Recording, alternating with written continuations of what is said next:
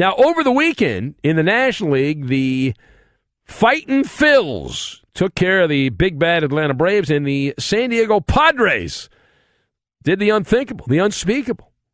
As while we were away from our catbird seat, as the watchdogs of sports in the overnight, working the graveyard, the 111-win Dodger Big Blue Wrecking Crew were eliminated from postseason consideration by San Diego, blowing a 3-0 lead over the Padres in the game on Saturday to pour more salt in the wound. The bullpen enjoying a spectacular meltdown, one reliever at a time. Now, we are told that the Maller militia has been demanding full Maller monologue treatment from this latest Dodger debacle, so here we are, and you know the better story is in the losing locker room. Now, something caught my attention. I was watching the Fox post-game coverage on Saturday, and Alex Rodriguez said, among other things, at the end of the day, A-Rod said, you can't blame Dave Roberts, is what he said. Can't blame Dave Roberts. So I want to discuss that at the start. The question is, does Dave Roberts deserve to get blamed for the Dodgers Vanishing Act? Now, he doesn't play. We understand he's not playing anymore, but I am nodding my head yes, yes, yes, yes to that. I disagree with A-Rod. A-Rod can go buy another Lamborghini for all I care, but he's a bad take. Bad take by him. I've got Chevron, Juice, and Franchise Charter, and we will connect all of these together. We're going to play Connect 3. All right, so first of all, when you slice up the blame pie, it's a big pie. It's a big pie. There's a lot of pieces. A lot of pieces to pass around the clubhouse. Dave Roberts gets multiple slices of the blame pie.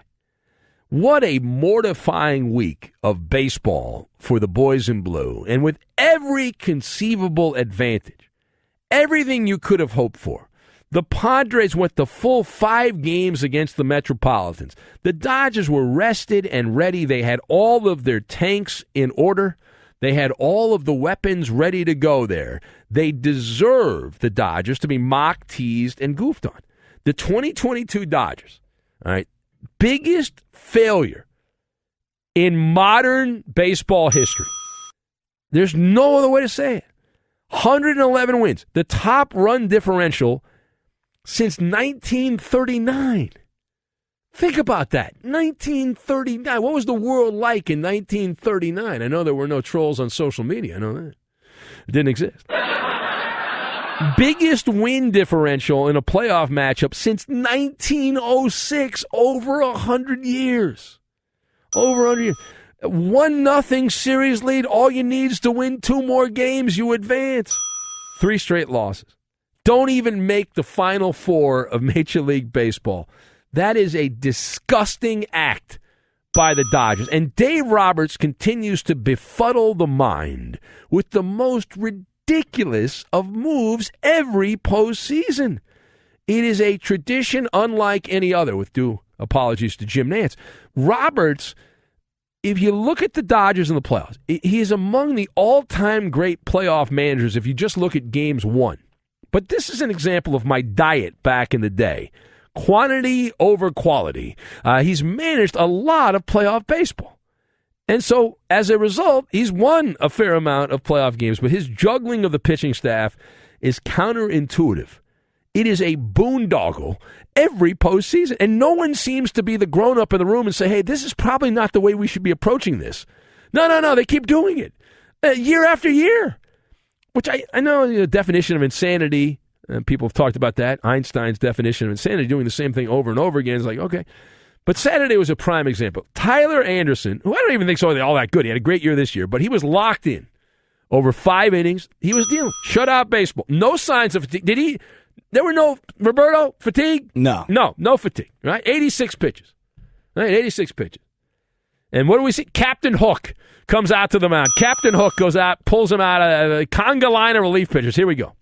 And Roberts did the same damn thing with Julio Urias in Game 1. He had 5 innings, 79 pitches in Game 1. And that was a game the Dodgers won, so people give them a pass on that as well. They won the game. Who cares? But it was much closer than it should have been. And in Game 3, Clayton Kershaw went 5 innings, 80 pitches! 80 pitches! Remember, they took the man out of a perfect A perfect game against the Twins. They said we got to save him. There's bigger things down the line. They told me. They're liars. The Dodgers are liars. And Kershaw's a liar, too. They said, we got to take him out of a perfect game. We're worried about his arm falling. Of course, he then spends another couple months on the disabled list or injured list or whatever it's called. And they take him out after 80 pitches in a playoff game. 80 pitches, they take this guy out. And 5 innings. 5 innings, 80 pitches. It's a backwards organizational philosophy. The Dodger pitchers, there is no expectation to overachieve. And I guess I'm dating myself, and maybe I'm just a bad sports fan. But I believe that in the postseason, you give me more. Give me more, give me more, give me more. If you only go 5 innings in the regular season, give me 6, give me 7. Dare I say 8 innings? Is that even possible for the human body? I thought athletes get better. I thought it's evolution, right? Everyone gets better, but not the Dodger pitchers. God forbid they go more than 5 innings. You'd think they're going to have a heart attack if they have to go more than 5 innings. And I go back to the philosophy of the organization, the Dodger pitcher, there's no requirement, right? They're not expected to do it. And so they just do the bare minimum.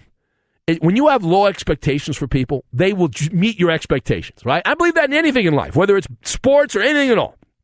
I expect success. I want you to overachieve. I don't want you to just do the bare minimum, right? I want you to go over the top.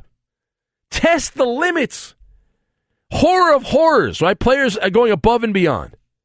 Stop depending on 4 or 5 GD relief pitchers. Not everyone's going to be perfect, okay? It is a flawed strategy. It is a turd in the punch bowl. And you continue every year, you get the big punch bowl, and you toss a turd in there. And who wants the punch? All right, so I recommend you start changing the way you approach this. Start demanding more. Start working pitchers up so they can go further in games in the playoffs. And you're so afraid. You and your super nerds in the front office are so afraid. Third time through the lineup. Oh, my God. Hide the women. Hide the children. Oh, my God. Shut up, you morons. Take your computer and toss it in the Pacific Ocean, okay? Kick it, punt it like it's a football into the Pacific Ocean. It is possible, if you're a successful pitcher, to navigate with your machete the path in the 6th and 7th inning. You can do it. No, not the Dodgers. Instead, no, they don't do that. All right? So take a page from Chevron. Go the extra mile, right? Go the extra mile. It's ridiculous. It's obscene that they've created this environment, this ecosystem where it's like, okay, we're a bunch of Mr. Softies of the baseball world. Third time through the lineups for Bowden. Police! And hold off the urge. I know it's an addiction. The conga line. If I want to see a conga line, I'll go out on a Saturday night to a club somewhere to see a conga line. I don't need to see a conga line from the bullpen. And Roberts, these comments, he's evolved from I really liked him in that spot to I just felt like, or we just felt like. That's his new thing. Suck on a dirty sock, okay? Bad feelings. No, I would have fired Dave Roberts 5 years ago. I would have fired Dave Roberts. Do I think they're going to fire Dave Roberts? No. And in reality, he's just a middle manager. He's following the edict from above. It's paid a good amount of money. And so if they got rid of Dave Roberts, this idea that they would hire someone who actually has some balls and would make a decision without following the 3-ring binder in the dugout, forget about it. Right? They'll just hire another sock puppet. Or bucket, for that matter. So I saw over the weekend Bruce Bochy, who I think is pretty good, right?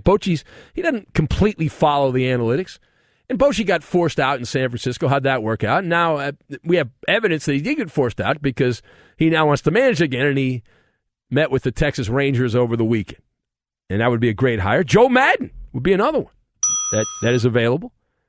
But those guys don't follow the script. They're not robots. They're not mindless robots, and so no chance. All right, secondly, while the strategy is flawed with pitchers, it is more likely than not that nothing is going to change. Now, is it true that the Big Blue everyday lineup also doesn't seem to know what they're doing and care? And I'm nodding my head yes on that. The Dodger position players should equally be humiliated. Just like Dave Roberts, every 5 innings pitcher goes, take him out.